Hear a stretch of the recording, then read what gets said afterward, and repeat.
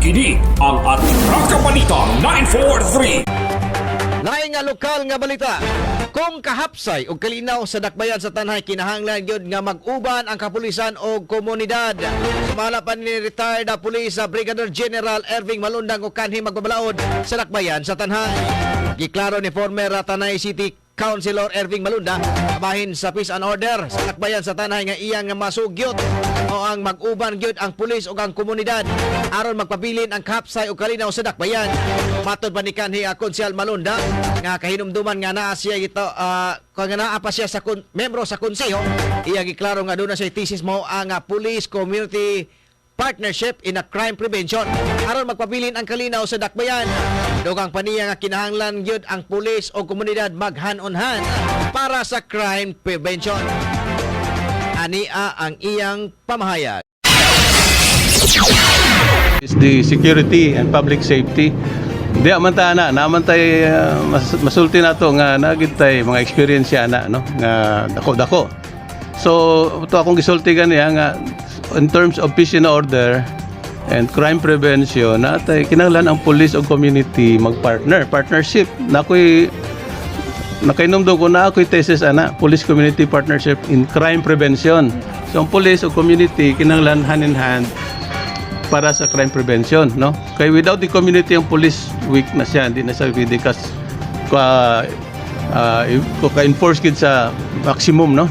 Yang mga effort. And ang community without the police, maurag yapon. So kinahanglan, community and the police will go hand in hand para sa crime prevention, sa maintenance of peace and order, against illegal drugs, or even against corruption, no?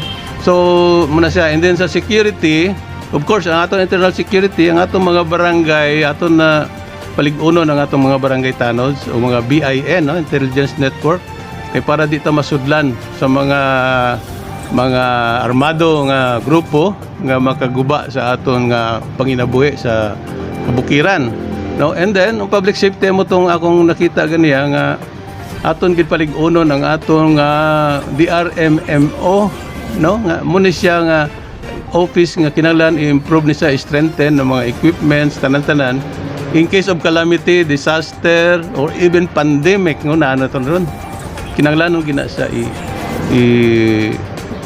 tagaan focus tagaan gid sa kabugat nga importansya. Kini ang Atraka Balita 943.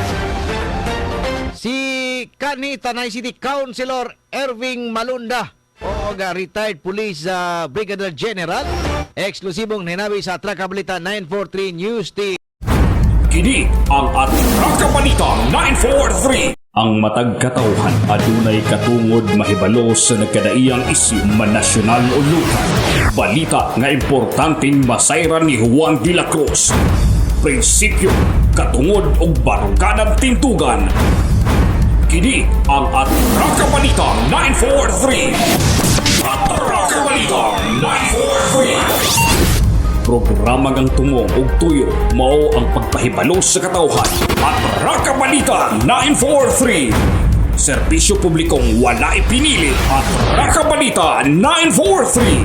Atraka Balita 943. Sa inyong mga radyo, Lunes hangtod Biyernes, alas 6:30 hangtod alas 8 sa buta diri lamang sa pinagapatas nga sibiyahan 94.3 City Light FM at Atraka Balita 943.